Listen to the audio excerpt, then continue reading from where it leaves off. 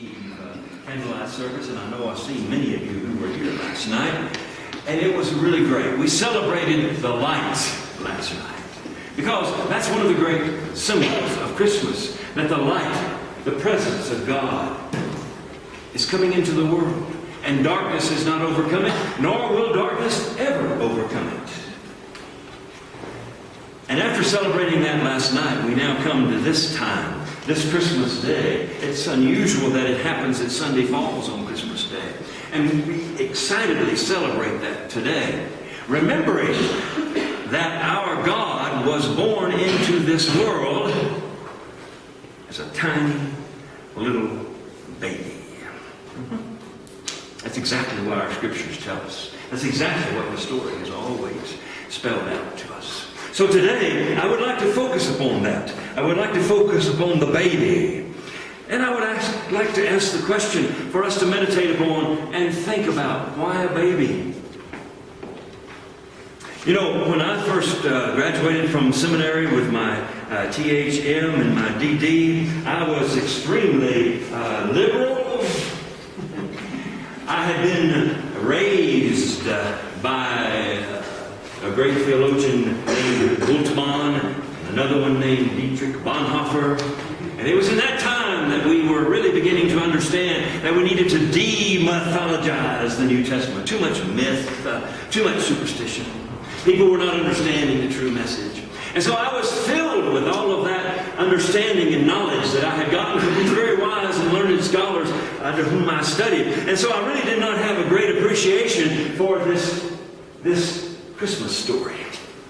It was kind of like a child's story, kind of like a nursery rhyme. A little baby in the manger and angels singing.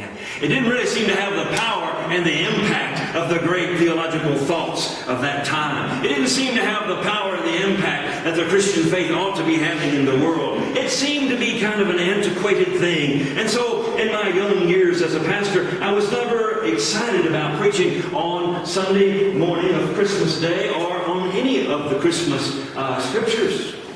I wanted to get into the New Testament, book of Romans, those great, great things that needed to be preached there. Not this story about a little baby in the manger with sheep and wise men and all that stuff. But times have changed. You know, as you grew older and you live longer, things change. And now I consider it to be one of the most important parts of the New Testament. This nativity story has more depth in it than the entire book of Romans, and I'll say that bravely. Most theologians would perhaps disagree.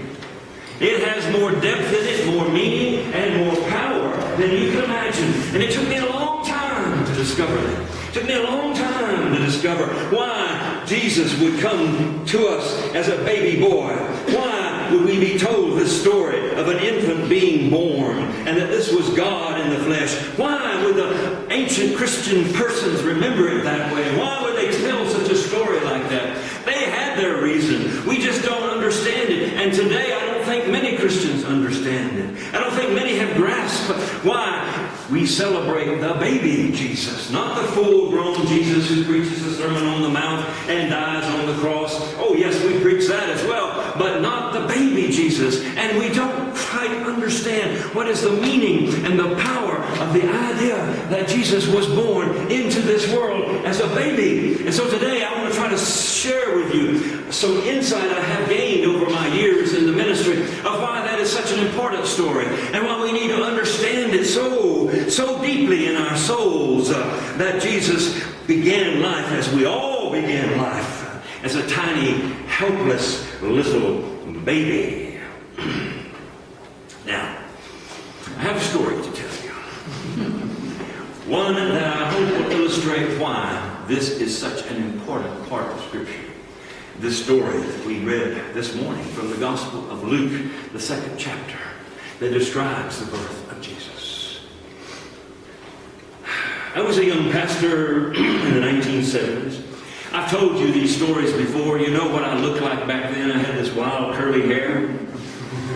Don't have that anymore. And I was probably one of the youngest pastors there was at the time. I was ordained at the age of 24. And I was an associate pastor in a large church in Austin, Texas. And at the age of 27, I was ministering there to youth primarily. And it was a great time. And it came to pass that it was New Year's Eve. Not Christmas Eve, but New Year's Eve. And the senior pastor had the privilege of not having to stay up till midnight to do the watch night service. That came to me. You know, the young pastor gets to stay up till midnight to do the watch night service, where people would come right before New Year's Eve and celebrate the gospel, and I would lead that service. And so I had just finished leading it.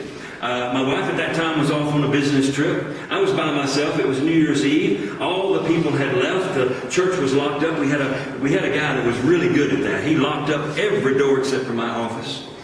And I still was wearing my white robe and vestments. That's what we did back in those days in the Methodist church. So I went into my office to relax. The way I relaxed back in those days was with M&Ms. So I sat down in my chair and I put my feet up on my desk. In those days we wore cowboy boots under our robe. So here I was nibbling on my M&Ms, enjoying the fact that it was 12:30 in the morning or whatever, resting from the service I had just led. And behind my desk was this window that looked out into the courtyard or into the area behind our church. And all of a sudden I heard this little tap, tap, tap, tap, tap. Scared me to death. My M&Ms went all over the floor. I jumped up, got my robe pulled down, and went over to look at the road at the window. And I saw a face looking in at me.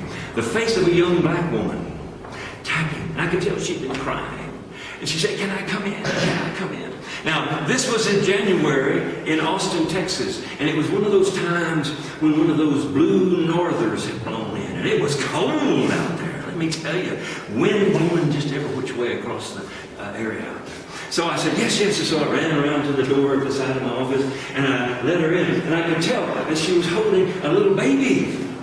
Just her and this little baby. And they didn't have much warm clothes on. And she was shivering, and she had been crying. And she said, "Pastor, is there some place I can stay? Can I spend the night here tonight? My husband's an alcoholic, and he's gone crazy, and he's trying to kill me, and I can't go home, and I don't have any place else to go." And our church was way out in the suburbs at that time, way out on the end of 183. There wasn't anything else out there at that time.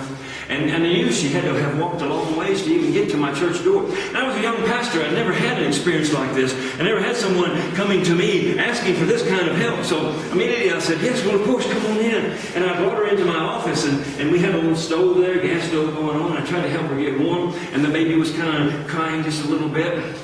And she explained to me the rest of her story and how sad it was, and if she could just sleep on the couch someplace or something of that nature, she said. And I said, "Well, let me see what I can work out." I didn't know exactly what to say at that time. And she said, "But Pastor, I have 2 other children, and I left them standing out there on the corner in front of the church. I need to run and get them and bring them in as well." I said, "Well, of course you do.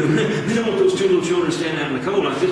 And she handed me the baby, and she let me hold this little baby, and I felt the warmth of it, trying to make it warm against my body as well. And I said, "And what is this little child's name? Is it a boy or is it a girl?" She said, "It's a girl, and her name is Hope."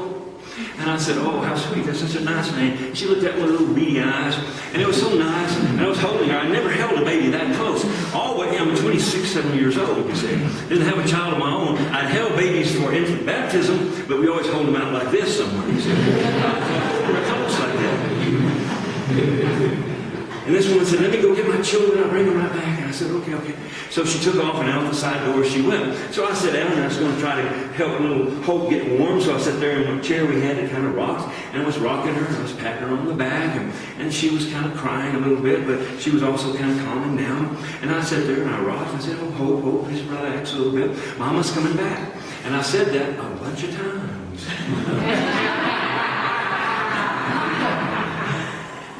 And I looked at my clock. Mama's been gone for 20 minutes. And then terror struck. What if this woman was just dumping this baby on me? What if she didn't really have 2 other children out there? And so immediately I looked at the window. I looked all around. I looked out. I couldn't see anybody. Not a soul out there anywhere. And then little Hope started to cry. And I couldn't get her to stop crying. crying. I was trying to do what I could to calm her down. And then I noticed that she didn't smell like baby powder anymore.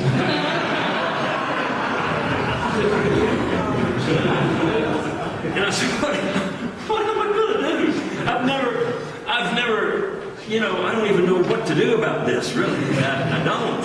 And I was thinking, my goodness, who am I going to call? It is now, 1:45 in the morning on New Year's Day.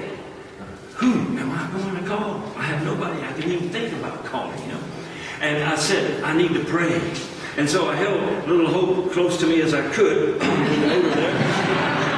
And I began to pray. And I said, Lord, help me. I don't know what to do with this little child. And Lord, help me. And I prayed. I walked back and forth several times. I prayed. And all of a sudden, as I was walking close to the window and praying, I saw a police cruiser out there in the parking lot with its lights on. I thought, oh, Lord, you delivered me. I can run out there and tell these policemen that this woman has left this baby with me. Of course, I didn't think about how strange that was going to sound.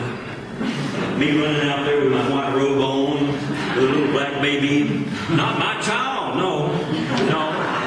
This woman gave it to me on New Year's Eve, and I'm the only person here at 1:30 or 2 o'clock in the morning in this freezing wind, you see. So I was thinking in my head, how am I going to explain it to the police? And so I'm running out there. And it's hard to run in those robes, let me tell you. It's really hard. So I was trying to get out to the police, and all of a sudden their sirens went off, and they took off down 183, just screeching out down the way. And I thought, no, don't run off, please. And they left. And there I was, and boy, the wind was cold that night. I still remember, my father used to have a saying. He said, Bud, boy, it's so cold, it's as if there's nothing between us and the North Pole but a barbed wire fence. That's what he used to say. And that's what it felt like. That wind was blowing 40 miles an hour, it felt like. It was ice cold. And I was trying to hold a little Hope close to me. So I run back in my robe to my office trying to get in. And then as I'm getting close to the door, it dawns on me. That door locks behind you when you go outside. And I tried it. No, it's locked. And of course I knew James, who locked up our church. I had no need to go look for an unlocked door. He was such a fanatic about that. So here I am in this wind chill that felt like 40 below, in this robe, with no jacket underneath, nothing. No, my jacket is in the office with my driver's license, with everything that identifies who I am. My cell phone is in there. It's all in there in that office, locked up. And I'm standing out here with a little black child, my wild curly hair, 2 o'clock in the morning on New Year's Eve in a white robe. This is bad. This is really bad. And so I didn't know what to do. But I knew I had to take care of little Hope. That was the main thing that came to me. Of all things, I've got to take care of her. I've got to keep her warm, because I'm pretty sure, I don't know, but babies could, get sick and die like this, and I don't want that to happen. So I tried to hold on to her as tight as I could, and I thought, what am I going to do? Because it was like literally 2 or 3 miles from any place from our church, and to walk in that kind of wind and that kind of night, it would have been too hard. And there was nothing around, no place to go knock on the door. Of course, that would have been strange, somebody knocking on the door. But I thought, no, I've got to do something. And I prayed, and then a thought occurred to me. The nativity scene is on the other side of the church. And they have these lights that are very warm lights. And there were full-size figures. We had some money in this particular church, and so everybody was full-size. Joseph was full-size, Mary, everybody. And they had on cloaks made of wool. So I said to myself, oh, salvation has come. Let's waddle over there to the nativity scene. And I took Hope over there with me, and the first thing I did after I laid her down on the little bell is, hey, I unceremoniously dumped out the plastic Jesus.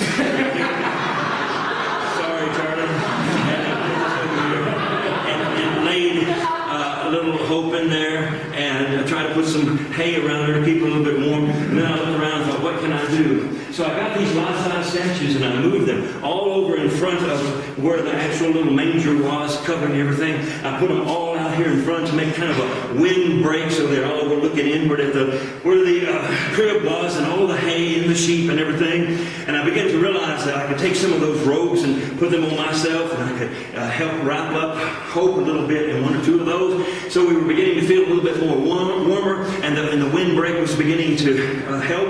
And then I took the lights and I started moving them close into the little manger area there. And these were very bright lights. And they were beginning to kind of warm up that area, and we were beginning to feel kind of warm and nice in this area, and it was all good. And I was beginning to think to myself, I think we can survive until dawn, which is only about 3.5, 4 hours later. It'll be dawn, and somebody will find us out here.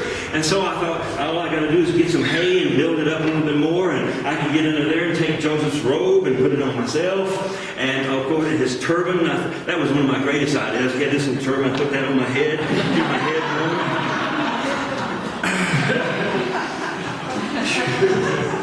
But then Hope started crying again. And I remembered, somebody telling me that babies that haven't had their diapers changed in like an hour continue to cry, you see. And she wouldn't be still for nothing. She wouldn't be quiet for nothing. So I thought to myself, I've got to change this however I can. I don't know what I'm going to do. I need something to clean it up. So I kind of opened her up a little bit, and well, what a mess it was. And I didn't know what I was going to wipe all this out of here with. And then I looked over at one of the wise men holding the frankincense like this. And he had this tissue coming out of the side of his frankincense. And I said to myself, this is it. Let me go get that tissue. And there was just enough in there to kind of do the job we needed to do. And I thought, well, but she still needs a diaper. I don't have no diaper, and I don't know how you can make one of these. And then I looked around, and I saw Mary's bonnet. It was red. And it had elastic around it.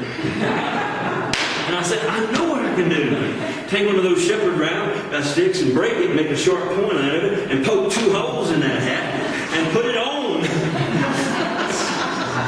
Little Hope, she had some diapers now. I wiped her all up, and it was then about 3 o'clock in the morning, and there was just as quiet and still, nothing going on. And I was tired, I was sleepy, but it felt like we were going to be able to be warm enough. She had quietened down. So I lifted her out real gently. I got in the hay. I pulled Joseph's robes up over me. I put my turban down tight, and I cut her next to me. And we just laid there and laid there. The next thing I know, I went to sleep. Only to be rudely awakened by 2 policemen. You in there, stand up, get your hands on your head.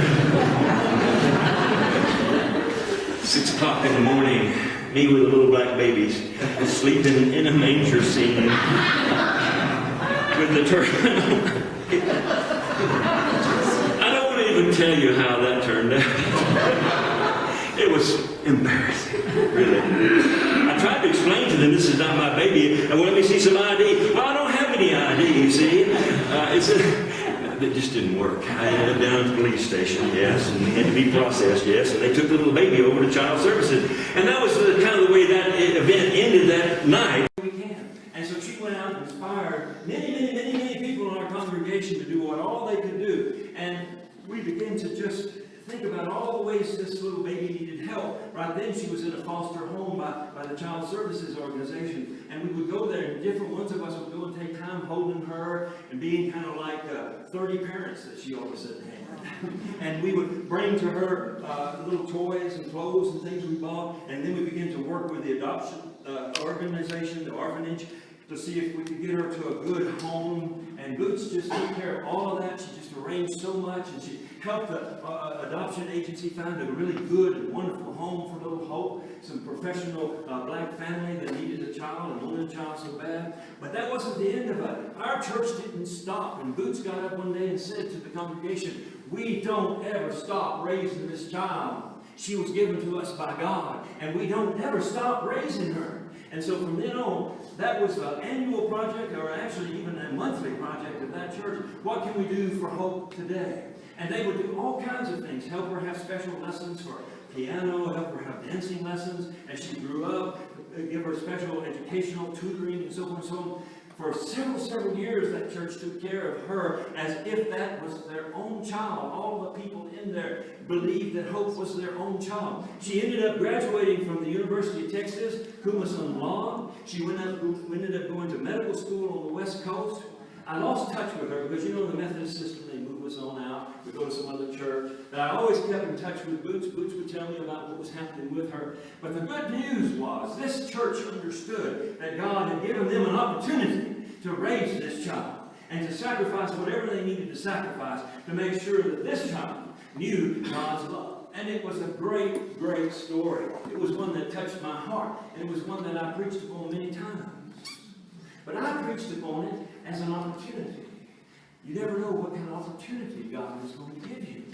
And that's how I preached upon it. Until one day I was, again, having to write a Christmas Day sermon.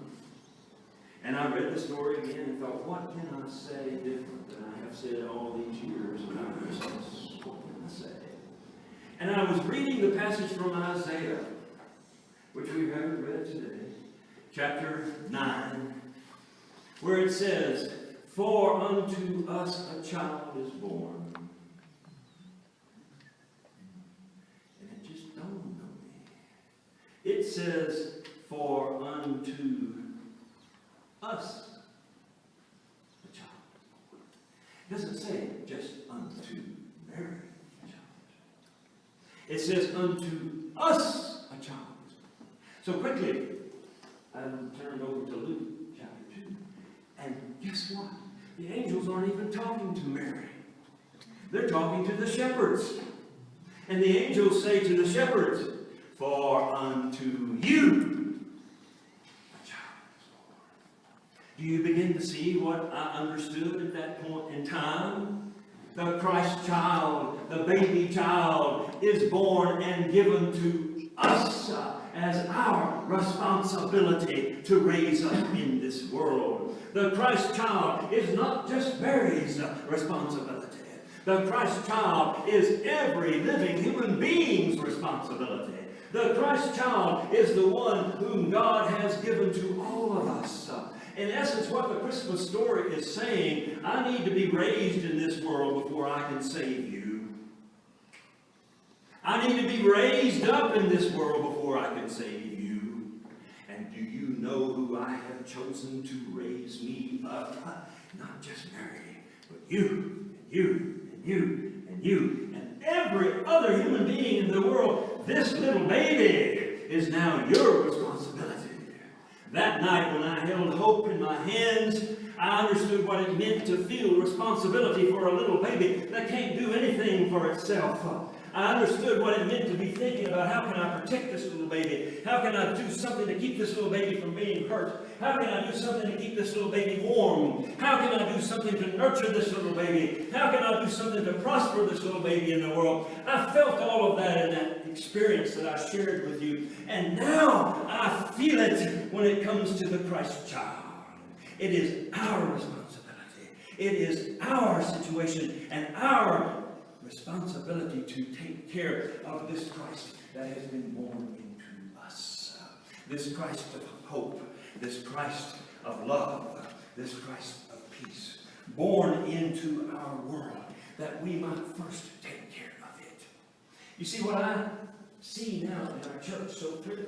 We need this nativity story because it reminds us that if we don't take care of the Christ within us, the Christ within us may not be able to take care of us.